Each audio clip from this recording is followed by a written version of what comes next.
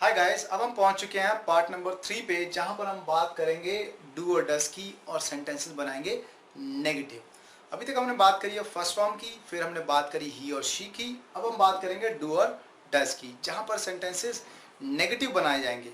कुछ रूल्स हैं जो हमें फॉलो करना है, उसके बाद ये भी हमारे झोली में होगा। मैं खेलता हूं एक पॉजिटिव सेंटेंस, जिसके लिए हम करेंगे मैं खेलता हूं, I play. Sentence is ready. मैं नहीं खेलता हूं, मैं के लिए लिखेंगे आप आई।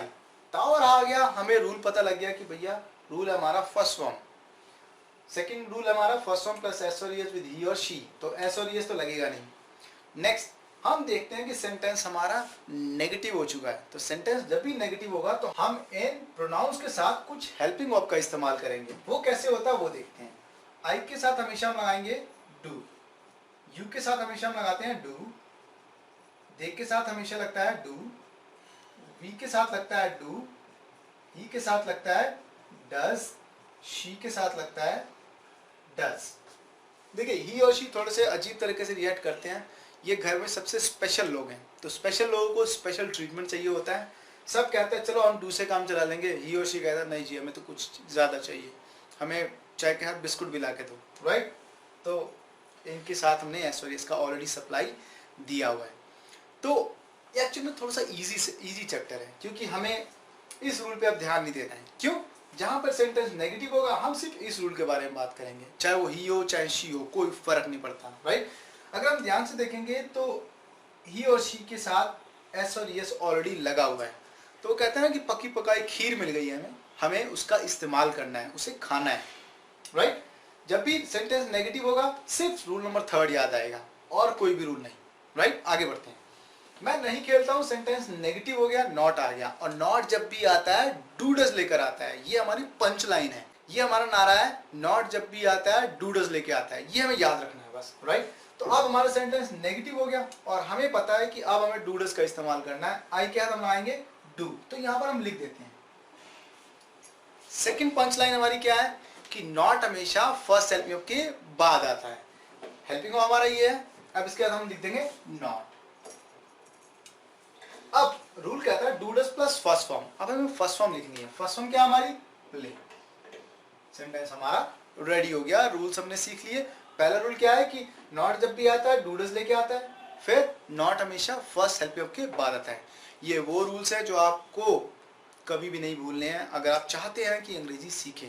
अगर आप नहीं सीखना चाहते तो आप इसको भूल सकते हैं, कोई बड़ी बात नहीं है। तुम नहीं खेलते हो, तुम मतलब यू। सेंटेंस फिर से नेगेटिव हो गया तो हम लगाएंगे डू और डज, क्योंकि नॉट जब भी आता है डू डज लेके आता है, पर डू या डज में से एक लगाना है। यू के साथ क्या लगाते हैं? डू, यहां पे लिख लो। और नॉट हमेशा फर्स्ट हेल्पिंग वर्ब के बाद आता है, not. Do does plus first form. First form क्या हमारी? Play, right. वे नहीं खेलते हैं, वे मतलब दे। अब सेंटेंस फिर से नेगेटिव हो गया तो नॉट जब भी आता है डू डज लेके आता है, तो दे के साथ क्या लाएंगे हम? डू। और फिर नॉट खेलने की वर्ब होती है प्ले। मैं ये सेंटेंसेस बहुत इजीली इसलिए बना सकता हूं क्योंकि मैंने रूल्स याद किए हैं, मुझे रूल्स याद हैं बाय हार्ट, इसीलिए मैं भूलूंगा नहीं और मेरे से सेंटेंस की गलती नहीं होगी। हम नहीं खेलते हैं, हम मतलब वी। नॉट जब भी आता है डू डज लेके आता है, वी क्या लगाएंगे? डू।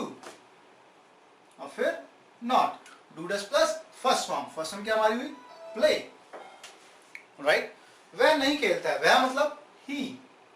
सेंटेंस फिर से नेगेटिव हो गया तो अब हमें क्या लगाना है? डू और डज, और ही के साथ आता है डज, यहां पे लिख देंगे हम डज। और फिर नॉट खेलने की वर्ब होती है प्ले। सेंटेंस हमारा रेडी है। वह नहीं खेलती है, वह मतलब शी। फिर से सेंटेंस नेगेटिव हो गया तो हम लाएंगे डज। और फिर नॉट खेलना मतलब प्ले, राइट। राजू और राधा नहीं खेलते हैं। देखो अब राजू और राधा एक साथ आ गए, राइट। एक साथ आएंगे तो अब ये दो लोग हो गए, तो हम लिखेंगे Raju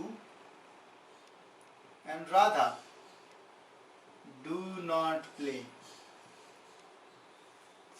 right. Raju and Radha do not play. अगर हम इसको दूसरे तरीके से देखें तो क्या आप ऐसे बोल सकते हैं राजू और राधा, राजू एंड राधा, वो दे ही तो हुए, राइट। तो इसीलिए हम दे के साथ क्या लगाते हैं, डू। राजू राधा दो लोग हैं, वहां पे खड़े हैं, तो वो हमारे लिए हुए दे, राइट। ये था हमारा third rule do does plus first form का। जितनी ज़्यादा मेहनत आप कर सकते हैं उतना ही ज़्यादा अच्छा आपके लिए है। अभी बोलने पे ध्यान नहीं देना हमें सिर्फ ध्यान देना है सेंटेंसेस के ट्रांसलेशन पे। एक बार ट्रांसलेशन कंप्लीट हुई, बोलना बहुत आसान है। मैं आपको बताऊंगा कि कैसे बोला जाए, कैसे अपना टेस्ट लिया जाए, कैसे चीज़ों को बहुत ईजी बनाया जाए। ये था हमारा third part present indefinite tense का। आगे मिलते हैं पार्ट नंबर 4 में, जहाँ पर हम बनाएंगे questions. Bye then keep learning and have a great day.